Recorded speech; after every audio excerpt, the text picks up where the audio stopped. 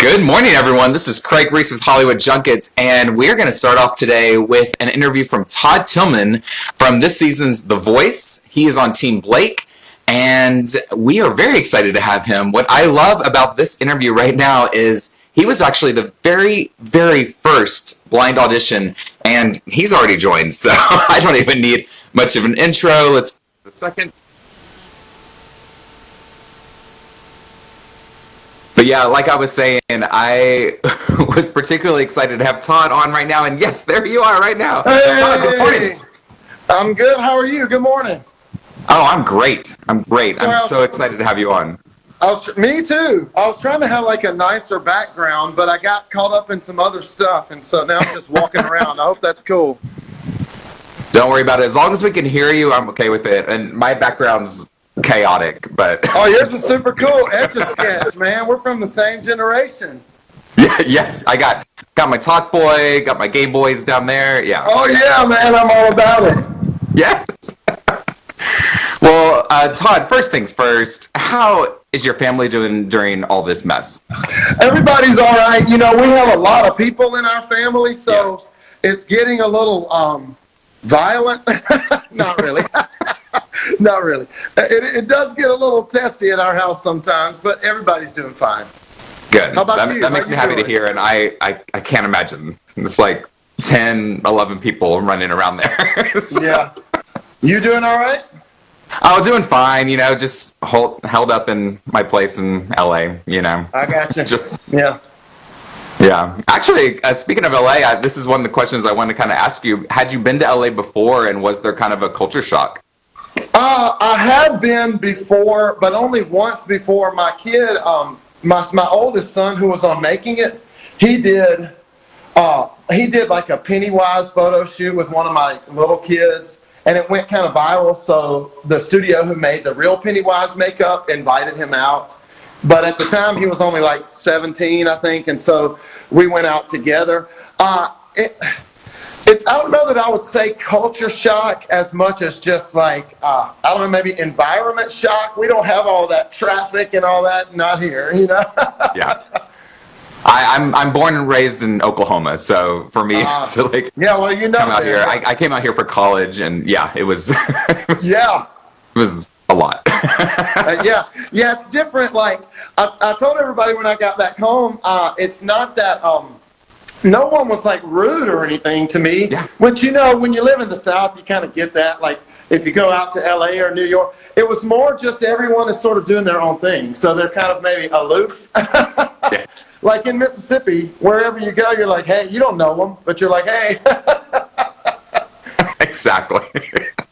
Exactly. Well, I was saying right before you picked up that I think it's kind of cool that you were the first audition that premiered this season. Did you know that was going to happen, and how did that make you feel? I did not know that it was going to make me that it was going to happen. And what I will say as far as how it made me feel is every step of this process has given me like two distinct feelings. The first one is gratitude, man. I'm just grateful for this whole thing. But the second one is just a really hardcore intimidation. Like it's really intimidating, you know, to be like the first one out, because, you know, everybody that's watching is watching for like the first person out. And, you know, lots of folks are just sitting at home on their couches looking for something to gripe about. Yes. So it's intimidating. They're like, who's this first person going to be? Right.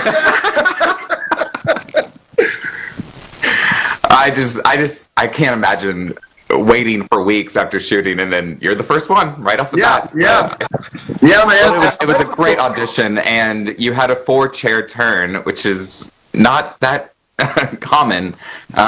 What made you choose Blake?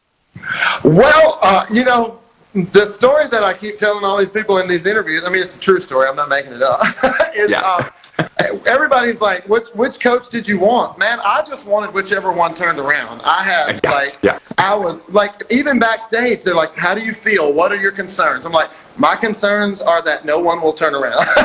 Those are my concerns. And so when the first ones turned, I was like, okay, you know, then I'm in it, you know, because I made a team. It's all good. So when they all 4 turned, I had made up my mind ahead of time. that if Blake Shelton turned for me, I would probably choose him strictly based on like his personality, because they're all really accomplished and connected musically. So Blake is just, to me, more like me. Like, he just laughs about everything, and he's really laid back. And like John Legend, for example, is so precise and professional. That would just be too intimidating. And also, he's so cool, and I'm not, like, cool at all. So Blake is just kind of a hometown guy, and so am I, and that's kind of why I went that route. I love it. And how has it been working with him? How do you think you've grown as an artist, as a singer, working with Blake so far?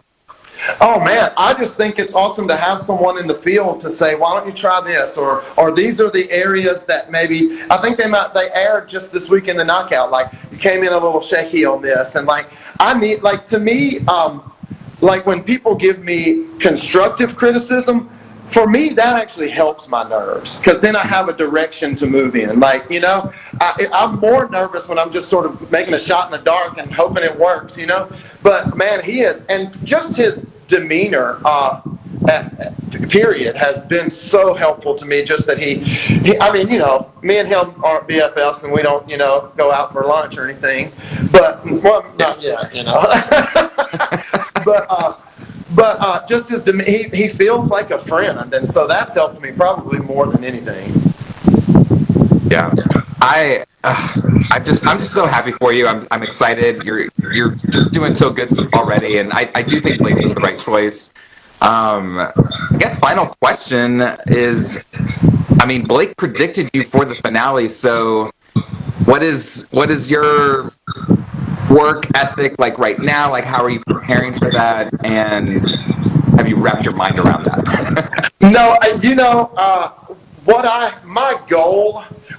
my goal was just not to get sent home, period. When I went to the audition, like, I stood in line with 1,000 people, and I just assumed they were going to say no, but once this became a thing, like, holy crap, you really did get a blind audition. You really are going to be on the show, Once it became a thing, I made it a goal to just make the live playoffs, Yeah. And so that I have done, and so whatever happens from here out is gravy, but what I'm doing really is all the notes that I'm getting, because we're still in constant contact with production and things, and so good. All the notes that I'm getting from them, and I will say, I hope I'm allowed to say, one of the most priceless gems that they have is Trelawney Rose, like the vocal coach on the show. Holy crap, she has helped me so much, So I'm following all of her notes, and I'm working on music and a few other different things we're working on. And so I'm just, basically what I do is, when they say to me, you do what you want to do, but here's what I feel, I always say, oh no, I'm doing what you say. Yeah. Absolutely. Yeah. I can't imagine someone that would say no to that, but you never know. No, I always say, whatever you say, that's what I'm going to do. Oh my goodness. Todd, thank you so much for joining us today. It really means a lot. And anytime. I think you're doing so great in the show, and I can't wait to see more of you on it. Well, thank you, man. I really appreciate you inviting me, and I'm happy to come anytime. Oh, well, I have a feeling we'll be talking a few more times, so I hope yes. so. I sure do. All right, well, you and your family stay safe, please. And again, thank you so much for joining. My pleasure. Anytime. Thanks a lot. All right, we'll talk to you soon. Bye-bye.